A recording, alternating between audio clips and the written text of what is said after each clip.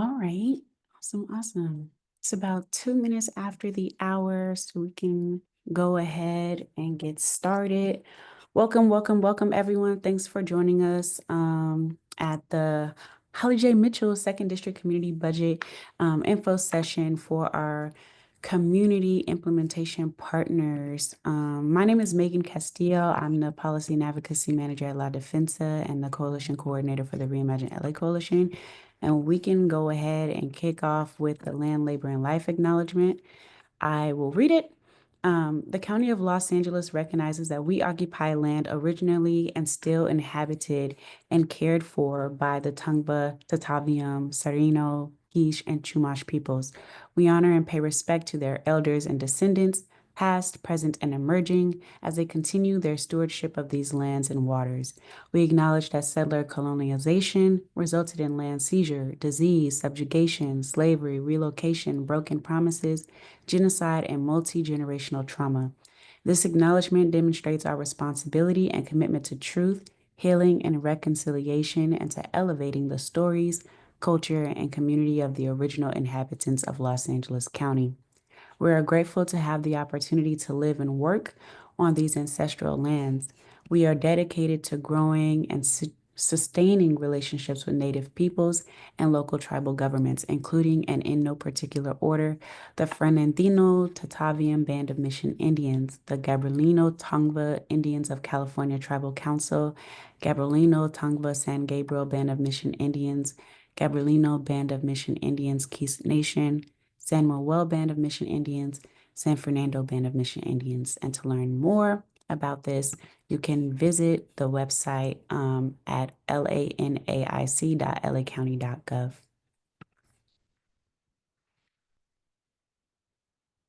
And we also have our labor and life acknowledgement. We respectfully acknowledge our debt to the enslaved people, primarily of African descent, whose labor and suffering built and grew the economy and infrastructure of a nation that refused to recognize their humanity. We recognize our debt to exploited workers, past and present, whose labor was and continues to be stolen through unjust practices. We acknowledge our collective debt to Indigenous peoples of this land, whose labor was forced and exploited. We recognize the immigrant and American-born workers of African, Asian, and Central and South American descent, whose labor remains hidden in the shadows but still contributes to the well-being of our collective community.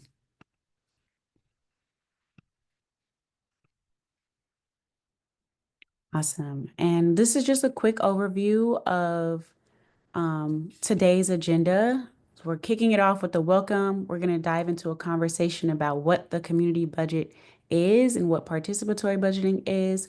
Then we're going to talk a little bit about the overview of the winning projects and proposals. We'll walk through the application and we'll open it up to you all for any questions that you may have. So please feel free to drop your questions in the chat as we go along or hold on to them for the end. And then there will be an option for you all to engage in breakout rooms with one another if just to kind of see if you all are interested in collaborating on any of the proposals that you may be applying for. And I'm going to turn it over to my colleague Francisco to talk a little bit more about what participatory budgeting is. Thank you, Megan. Welcome everyone again. Really happy to see you all here. Before we dive into the community budget, I do want to recognize and acknowledge the work that's been done prior to our pilot. So what is a participatory budget? Participatory budgeting helps make local spending more equitable and strengthens local democracy.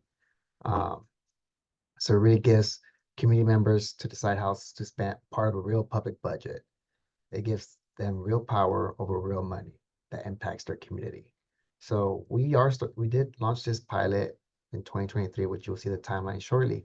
But way before then, participatory budgeting has been started in Brazil, which you'll see shortly, and it just expanded to other countries and throughout the United States. And to dive deeper into PB, community members themselves were part of the process from designing it. And then we had an idea collection phase where individuals from community members were able to submit ideas. And then the advisory community members develop proposals. And then in November, we had community members again vote on how to allocate the discretionary funds that Supervisor Mitchell has had. And you will learn shortly with the partnership that we have here, how the funds increased as well. And as I mentioned, it started back in Brazil and it's grown exponentially. Um, and now we go specifically into the US. These are areas that, thanks to our partners at Participatory Budgeting Project, have been to expand this model of co-governance throughout the United States. And with their help, and we were able to bring this here into the County of Los Angeles. Um, Here are just a few examples or pictures of our pilot. You will see advisory committee members developing concrete proposals based on the ideas that were submitted by the committee members, and then having events where they were able to discuss the proposals and hear community's needs and understand which ones they were excited about. And then finally, the community members themselves voted. So these are pictures from our own pilot, and it's very exciting to see all the work come to fruition. I'll pass it over to my colleague Tyler to go into more depth about our pilot here. Hey, good afternoon, everybody. Thanks again so much for joining us today. My name is Tyler Webb. I am Supervisor Mitchell's deputy for unincorporated areas, and I've had the immense honor and privilege of co-leading this project with Francisco and our partner organizations. With that, I'm actually going to kick it back to Megan to kind of go over how we got here. She'll give an overview of like the advocacy background and everything that went into um, getting to this. Awesome, awesome. Thanks, Tyler. Um, Again, there has been a long history of deep organizing and advocacy here in Los Angeles County around alternatives to incarceration and pushing for Care First initiatives. In the Reimagine LA Coalition, for us, Care First initiatives are things like housing, reentry services, youth services, jobs, access to clean and healthy food, and so on and so forth. And again, as shared, there's been deep, deep organizing around this from folks like Diana Zuniga, who you'll hear from a little bit later, and others. And so with that, the Board of Supervisors decided to develop what was known as the Alternatives to Incarceration Work Group. And out of that work group came 114 recommendations about how to move the county towards a care first and jails last vision. One of the things that we continue to hear on the front lines is that there isn't enough money to fund a Care First Jails Last vision. And so organizers, and namely the Reimagine LA Coalition, which is comprised of multiple organizations and individuals, developed and drafted Measure J. And Measure J was a ballot measure that was passed in 2020 by LA County voters that stated that the county would allocate at least 10% of the county's unrestricted net county cost towards alternatives to incarceration and direct community investment. And so that work continues to move today, now 5 years later since its passage. And we also know that we want to continue this work around co-governance and participatory budgeting in Los Angeles County. And so with that in mind, we continue to have conversations. We engaged the supervisor around what participatory budgeting was, what co-governance was, because we continue to see the need and the gap for spaces here in Los Angeles County. We also engaged foundations around investing in this work. And so we were able to bring both Supervisor Holly Mitchell alongside foundations to make investments into unincorporated areas for a participatory budgeting pilot.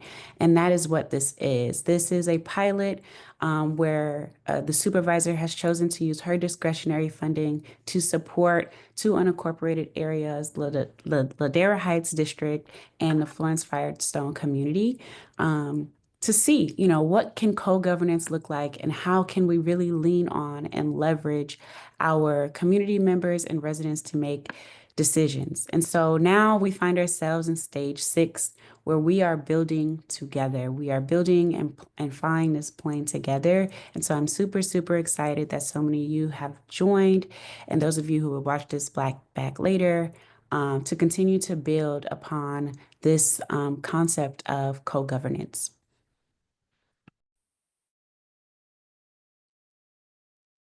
Okay, and I'll go over some of the goals and outcomes of the community budget pilot. Community budget is just the name that we gave it, specific to the second district pilot.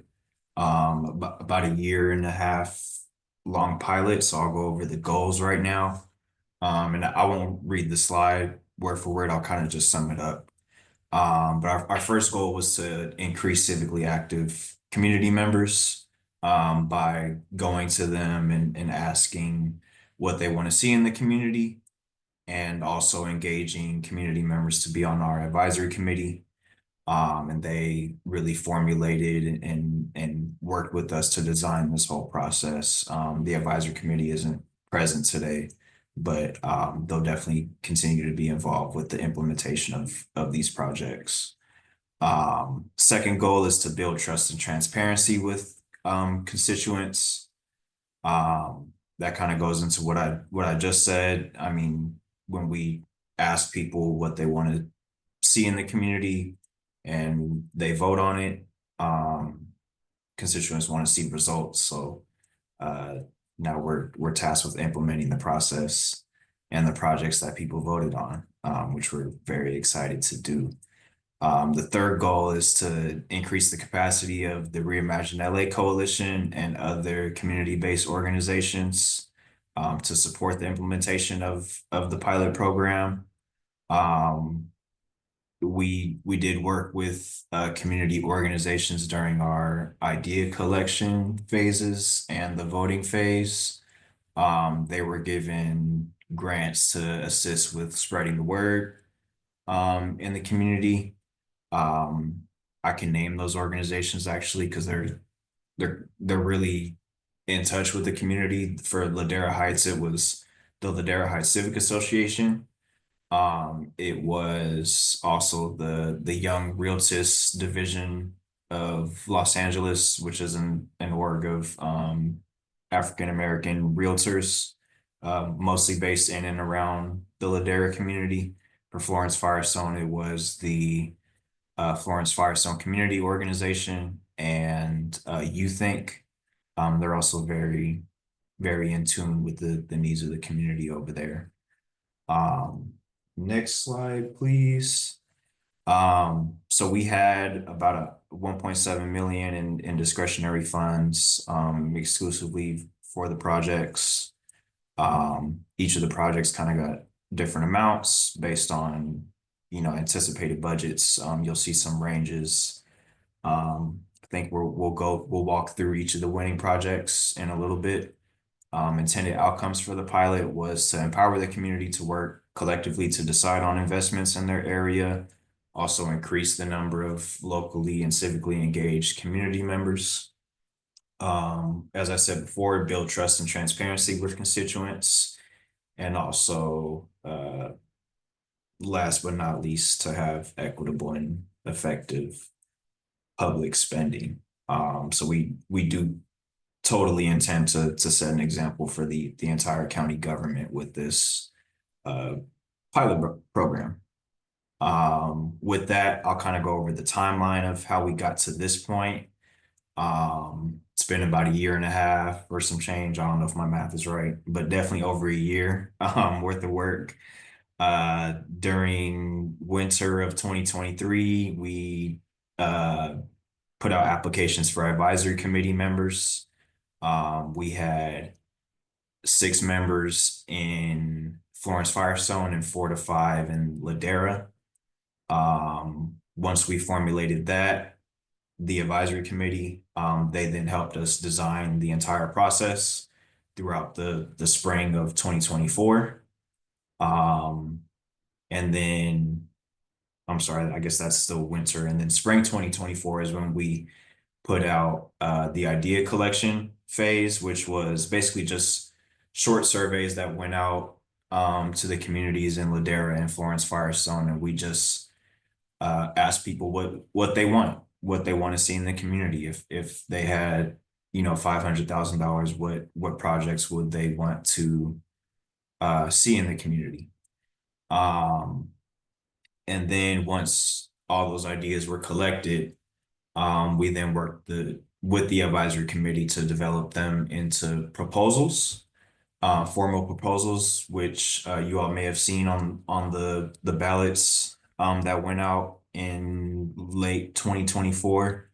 And then yeah, once those pushed out, then people had about, was it a month or two?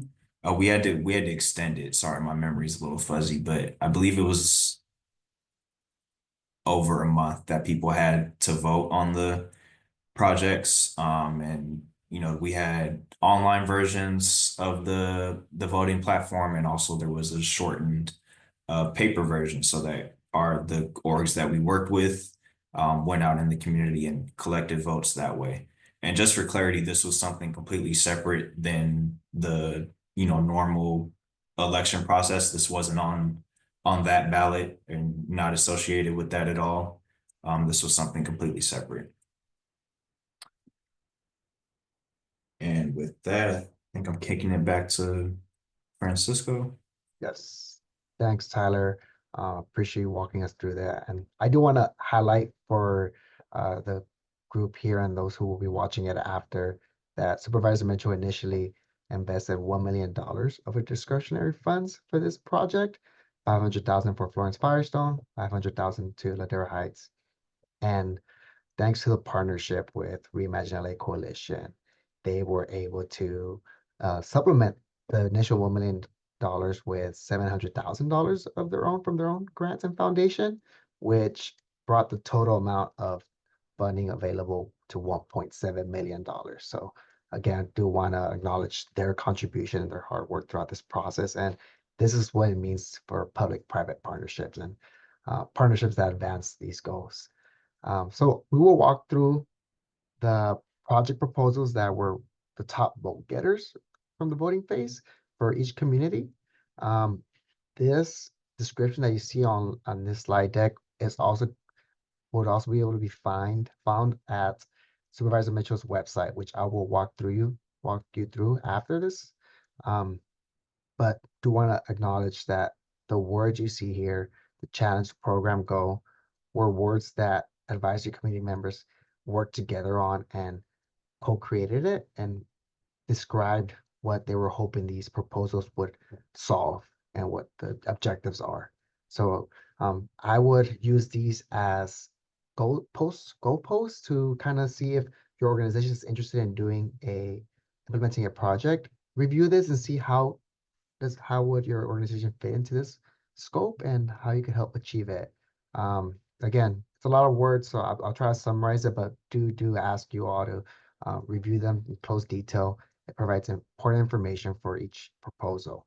So for the first one, Nourishing Our Neighborhood at Green Space Initiative, this is a program or project that we estimate will be about $250,000 in Florence Firestone.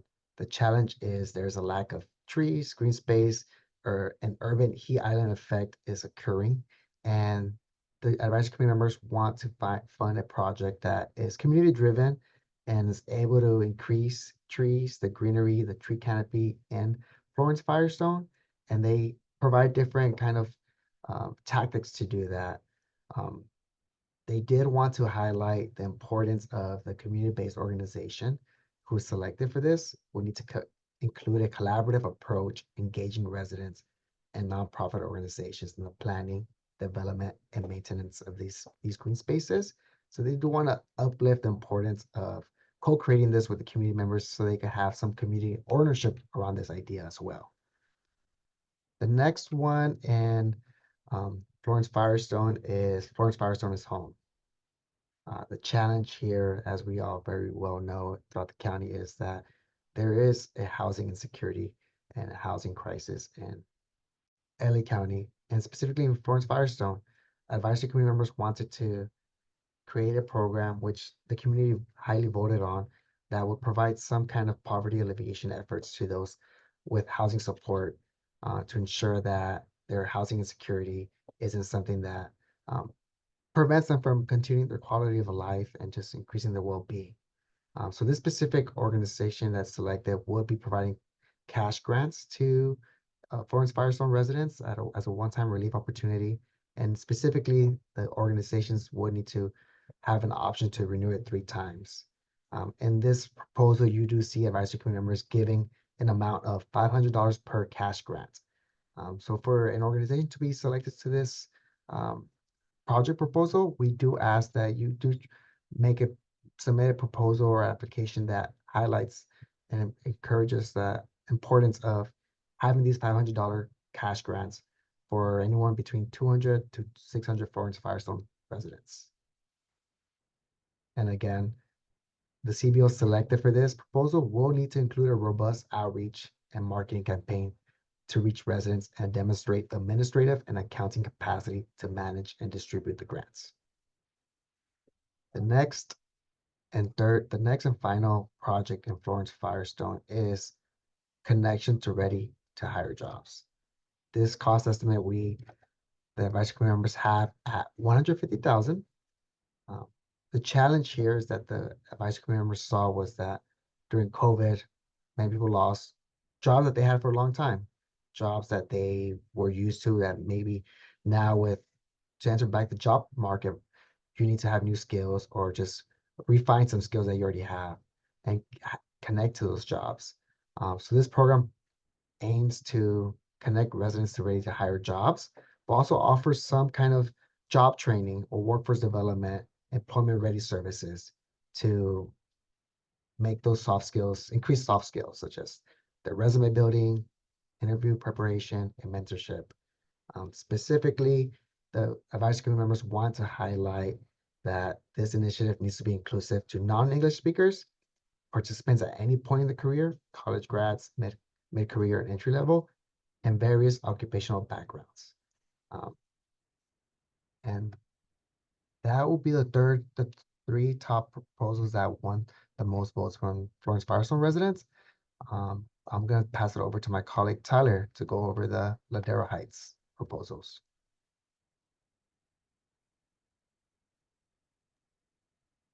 Okay, so this first one titled Trees and Common Area Improvement Project has a current cost estimated budget of 150 to 200,000.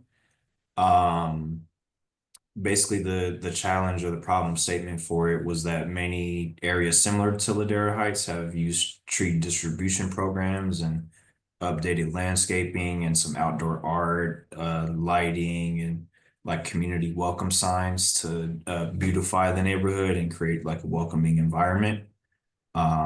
So the idea is to replicate that in Ladera Heights with these funds. This was the project that received the most #1 votes. So it basically aims to improve the perimeter common areas by adding brick and mortar community signs and plant climate specific and climate sensitive trees and landscape features to increase the aesthetic values of the neighborhood and support environmental and public health benefits. And kind of increase overall morale and pride in the neighborhood. Can we go to the next one? Oh, and sorry, go back. One, please. And just highlighting for this one too, similar to the green space one in Ladera Heights. This one especially, if you look at the last sentence in the project goal, the CBO that is selected will need to have a robust community engagement and marketing plan to involve local residents in the program, which is pretty much expected with all of the projects, but the advisory committee really wanted to emphasize that with this one particularly. Sorry, we can go to the next one. So active minds, healthy lives. So the challenge for this is as our community ages, many senior residents face challenges related to digital exclusion and physical inactivity which can lead to isolation and decreased quality of life. A significant number of seniors lack the skills to effectively use technology, hindering their ability to connect with loved ones and access vital resources. At the same time, limited opportunities for physical activity contribute to health issues and social disengagement, highlighting the urgent need for programming uh, to solve for these issues. At the idea is to house these programs at the Yvonne Burke Senior and Community Center. So basically, the org that is selected for this project will be tasked with implementing digital literacy classes and physical activity classes at the senior center. If we can go to the next one, digital literacy empowerment. The cost estimate for this one is $175,000. This will also take place at the senior center in Ladera. So the issue for this one was, especially during COVID, it really exacerbated like digital isolation and people, you know, especially seniors being like validly scared to leave the house, which increased the overall digital divide in our communities. And that affected everybody, and especially like our children and our elders. So for this project, this also aims to establish new programming at a local community center, most likely the senior center, to provide technology classes for residents of all ages, improving their digital skills and helping them become more tech savvy. We could go to the next one. Okay, youth digital workforce development. So the cost estimate for this one is 200 to 300,000. Basically the challenge for this one is to get people ready for high growth industries. Because many young people in the community face significant barriers to employment, including limited access to job training, mentorship, and real world work experience. And there's a critical need for structured employment and job training initiatives that focus on youth aged 14 to 24, so that they can be equipped with the right tools to enter those high growth industries. So this project aims to provide funding for nonprofits to lead an employment and job training initiative similar to LA County's Youth at Work program. And it offers youth an opportunity at some work experience, so that they can get a good paying job. And this will also focus on people aged 14 to 24. So the goal here is to get them paid jobs that lead directly to long-term career pathways in these high growth and in demand industries. So these funds would create programs that help the participants prepare resumes, job training, interview skills, and get some very good job placements. So the intended CBO that would be selected to lead this would need to have robust marketing and engagement experience to get local youth excited and involved in the program. And expecting, I know this last sentence says over a 12-month period. That's kind of expected for all of these, or is to be completed within a year. If we could go to the next one. Oh, that's it. Is this one me? I think this is my part. Okay. Thanks, Tyler. Hi, everyone. Diana here. And I'm just going to talk about the application. So As you all have seen online, there is an application to fill out, and these applications will be reviewed by the planning team and the advisory committee members. So similar to how we selected our community engagement partners that helped us get the word out about the idea collection and the voting phase, we are using a similar method to review the applications again with the planning team and the advisory committee members so that they could rate and score your applications and help us create a participatory process in evaluating what you turn in. Um, Organizations will be allowed to resubmit if for some reason you submitted and then you realize, oh, I needed to add this part or I want to expand on this part of the application. You can resubmit, but we're going to ask that you resubmit the entire document, the entire application, because we're going to use that entire application to again review and rate them.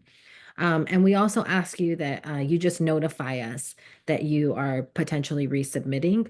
And you'll see in the application and right here that there's a contact email that you can use to notify us of any updated application. And then we're just going to go through the application a little bit just so that you can see what's in there and hopefully that can answer some of the questions that you have in the chat.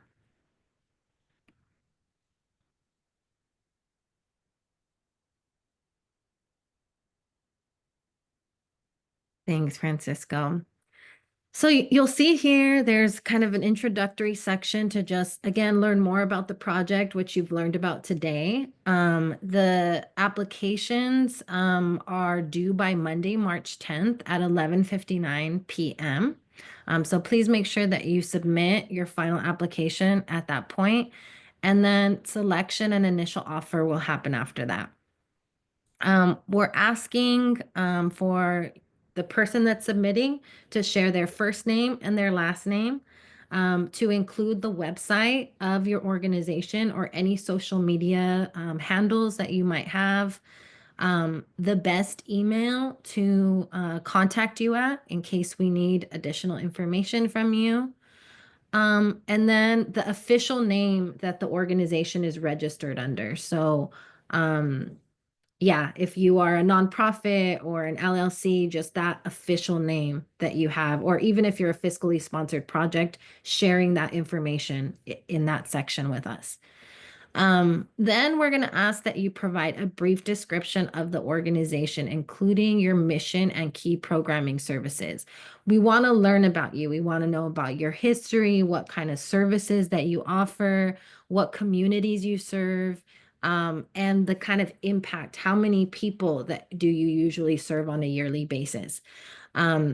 Please share with us. We want to know as much as possible because this is going to strengthen your application and allow us to look at the applications and know more about you.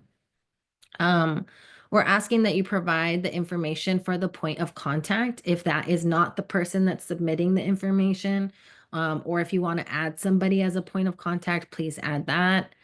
And then to select which neighborhoods you're interested in serving as a community implementation partner. And you can see that there's maps linked there so that you could make sure you know what region Ladera Heights and Florence Firestone are in, so you know what communities that you're signing up to serve. And then again, the project proposals, we went through the project proposals already. And I know there's a link in the chat where you can view more of them. But here you can just see a small paragraph around what each of these projects are and the amount of resources that have been set aside for that project. Okay, so you want to click on the ones that you're interested in implementing for us. And then after that, we're going to need a little bit more detail about that. So based on the project that you select right before this question, we want you to describe any relevant experience that you have, that your organization has, that your staff has, that your founder has, and what kind of capacity you have to implement this project you're interested in fulfilling. So feel free to share examples here of projects that you have implemented that are similar to the one that you're interested in, projects that your staff has implemented that are similar to that. We want to know about your projects overall, but we want a few specifics here around why you're uniquely qualified to implement the type of project you're requesting to fulfill. Okay. And then describe any connections that you have working in the community that you selected. So I saw a question of whether or not service providers in Ladera and Florence Firestone have priority over outside service providers. Here you can talk about what connections you have in the community, because for us, it is going to be really important that you've already been working in the community, that this is already a community that you're fully connected to. And if not, that you potentially have a partner that is connected to that community. We do really want to emphasize that people that are doing the work on the ground already, can potentially apply for these resources to implement these services that you might already be doing. So please feel free to be very clear about the connections you have in your community, the collaborations, the programs you offered, and even the office locations. Be very specific here.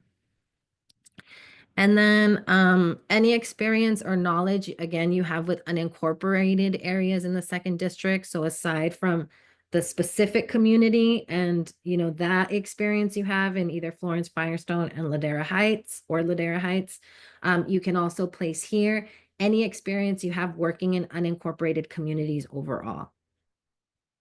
Preferred language, so you can talk about what languages of what people you serve that prefer different languages here, and you can just name all of those languages in this section. And then any organizations that you're going to collaborate with. So we'll have time at the end of this call to break off into groups based on the projects that you have seen, to see if there's any unique organizations that you might want to collaborate with that you don't know of already. But here, if you know of people that you want to collaborate with, that you're going to partner with to implement the project, we want you to put their name, the name of that organization in this section. And then here is the budget breakdown. So when you look at the budget, you're going to see that there is a PB budget proposal template, and we'll click on it in a second. When you create this budget for yourself, you want to make sure that you put your organization name and then the document name. So my organization is Tres Lunas dot PB budget proposal is what I would be submitting with my application. Okay. You're going to click on this PB budget proposal template. And there's a video that will help show you how to make a copy, but we're going to show you right now too. So you're just going to go to File, Make a Copy. And then here is where you want to put your org name and then .pb budget proposal. And then you'll click Make a Copy. And a new document will appear for you so that you can work off of your own document to create the budget that you will be submitting. The first tab you'll see is an empty budget that you can then fill in. You'll see type of expense and a scroll down menu where you can choose from personnel, non-personnel, insurance, subcontracts, subgrants, etc. Then you want to be specific here about the item that you would be paying for under this. And then the quantity is next. So how many of this one thing? And then the per item cost here. And a final total cost. Okay. You can also place notes in column F as well if there are any other notes that you want to add to why you would be using the resources for this particular thing. And then you can see after this section, there's an in-kind contribution. So this is encouraged but not required. So if you have a contract that can, an internal contract that some of that money can be used to help you with this project, that's what we want you to put here. If you have personnel and staff that's going to help you with this project, but their staff time is already paid for, you want to put that information here. Okay. You can duplicate the rows. So if you need more rows, you can feel free to, just like we're doing right here, insert another row above or below to track all of the types of expenses that you think you're going to use with these resources. Okay. And then on the second tab, you'll see a sample budget. So you'll just see samples here of what this can look like. But again, we kind of walked you through it. Your budget is going to be unique. This is just a sample of what you can expect to submit.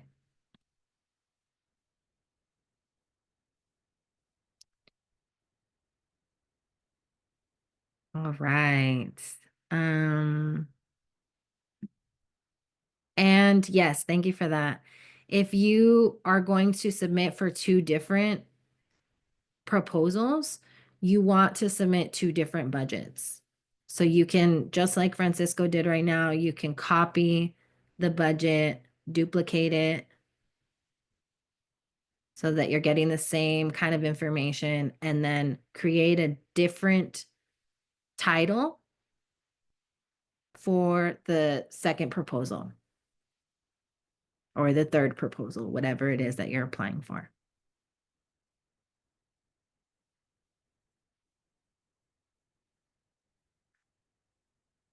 All right, and then I think, okay, after the budget, then you just can submit any other questions that you might have for the team.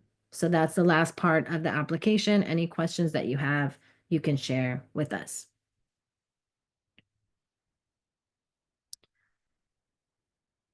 Thank you for that. You'll copy the link of the budget you created, and then you'll place that in the application, just like Francisco did right now, and that will be a part of your submission.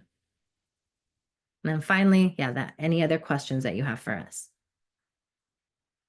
And then you would submit it.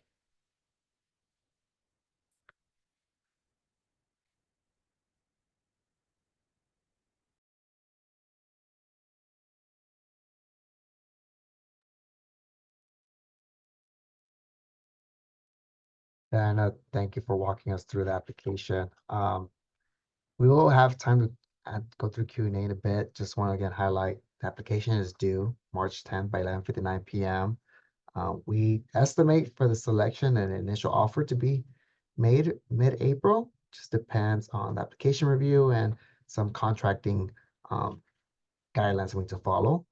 And one important item we do want to uplift is that we will have recurring check-ins with community organizations.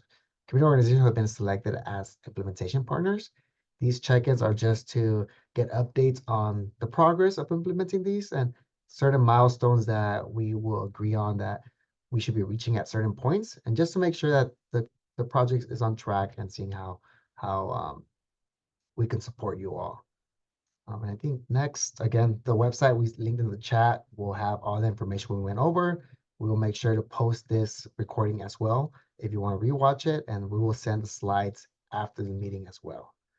And now I do want to open up to Q&A for participants here today.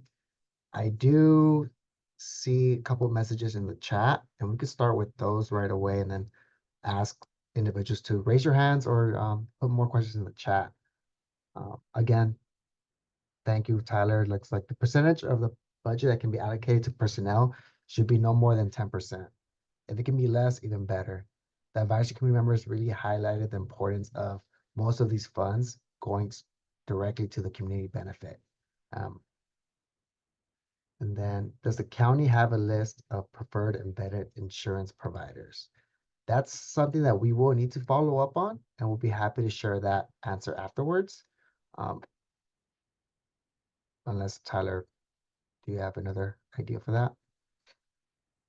Not, I'm not exactly sure, to be honest. I would assume so. So we'll definitely check and follow up. Thank you for the question. And Elizabeth, Um, yeah, go ahead. oh yeah. Oh, okay. I guess I'll take it. How many years does a nonprofit need to be in business to be eligible to submit? We don't really have a requirement for that. Anybody can submit an application. However, I mean, we'll definitely be looking for experience, like experience and ties to working in the communities that you're trying to serve. Depending on whichever project or community you select in the application. So can I be a for-profit? Um, we would prefer nonprofits. I think that's a strong preference, but I welcome anybody to submit an application.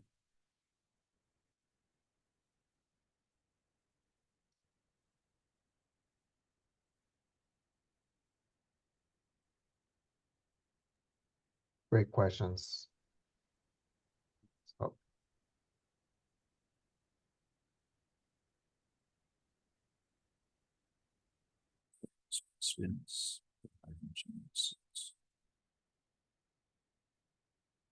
Okay, well, I mean, we're happy to receive the application and go from there. I mean, basically how the review process will work is we'll have a scoring rubric to kind of grade how well people answer the questions based on, tie to the community, and all the other factors that are measured in the application. And we'll also be reaching out to do interviews for those who score well on the application process, and we'll narrow it down from there. And the advisory committee members will be involved in that process as well.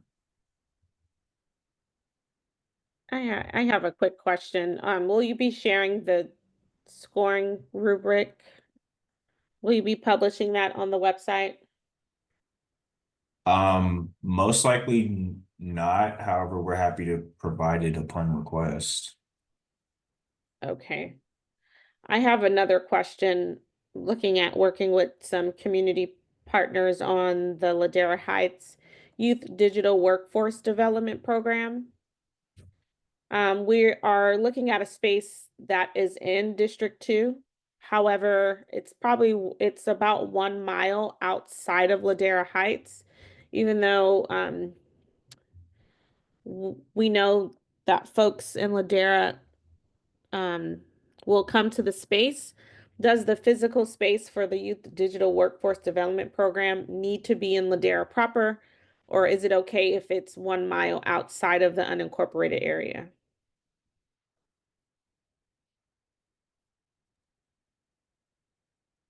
Um, I don't think it really needs to, like, when you say 1 mile outside, do you have a specific? It's in Inglewood. It's downtown Inglewood. There's a location. Um, there's just more community space available right outside of the unincorporated Ladera Heights area that we have. Mhm. Okay. Um, yeah, I mean, as long as it is intended to directly serve Ladera Heights residents, Mhm. we're okay with it. I think we would prefer if it is inside Ladera proper. Um, but location is something that we can figure out once we if we were to extend an offer to implement the project. Okay, thank you. Yeah, Tyler, I completely agree with the response. I think it's a great response and we're aligned. I would just also highlight that some advisory committee members did express their interest in participating in the review selection, but also the implementation phase. So they will be with us throughout the process. So we do encourage you to submit the application as you best see fit, because we do want to see what makes the biggest community impact. And the advisory committee members themselves would be aware of your situation and what you're proposing, and they will be able to have a say as well. So thanks for the question. And I'm seeing a question in the chat, will we check by zip code? So zip codes do tend to overlap between city and unincorporated boundaries. However, for Ladera, it's 90056 is generally the zip code that incorporates most, if not all, of Ladera. And then for Florence Firestone, it would be 9001 and 9002. However, those do bleed into LA City jurisdiction a little bit. And we do want to focus these projects on specifically unincorporated residents. Because that is who we directly serve in the county. 90043 and 90044. So I'm from 90043.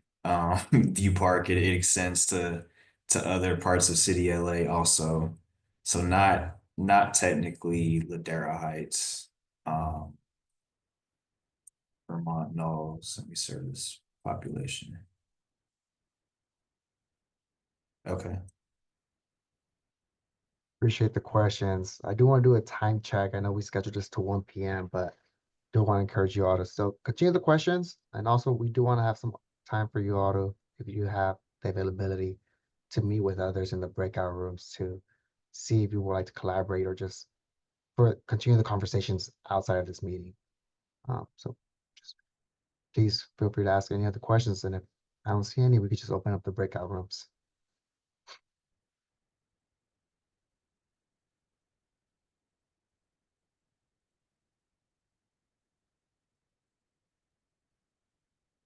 Going once, twice. Well, I was the one in the chat. Hi, my name's Nakia. I'm the executive director of Therapeutic Play Foundation. We're based in South LA, those zip codes I told you. And I believe that where we are is the Florence area, but I just want to make sure that we can even support in the way that we want to support with the programs. But if you're saying the zip codes that you're saying, we wouldn't qualify. So I guess it's kind of hard to know based on location. We'll keep talking about it maybe in the breakout rooms. Yeah, I'm sorry. I'm sorry if I confused you. I was trying to say that you if your organization is based outside of the community, and I mean I'm familiar with the area. I know 90043 is pretty darn close to Ladera Heights. It's just that we want the programs to be in Ladera Heights and Florence Firestone. Is that more clear? I guess I'm just confused because I believed that where that was Florence Firestone. I even live there. I'm a resident. So I guess I'm just trying to figure out. Anyway, I'll talk it through in the breakout room because I think other people Okay. probably have the specific trying to understand if we qualify to apply. Okay. Yeah, and actually on the application, there are links to Google Maps that have the unincorporated boundaries outlined. So I'll put those in the chat if you want to review them. Thank you.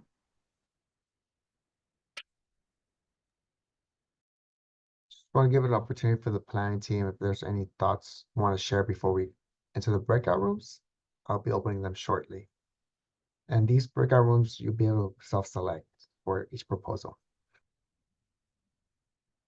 I'll just, I think this is clear already, but just kind of making it a little bit clearer. I think there's a desire for the organization to either be based in the community or, around the community, and a desire for the services to be within the community.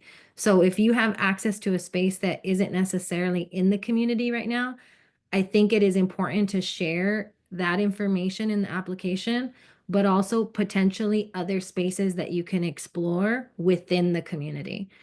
Because I think the advisory committee has been really dedicated to figuring out how to get resources to organizations that exist in the community, are doing services in the community, as a priority.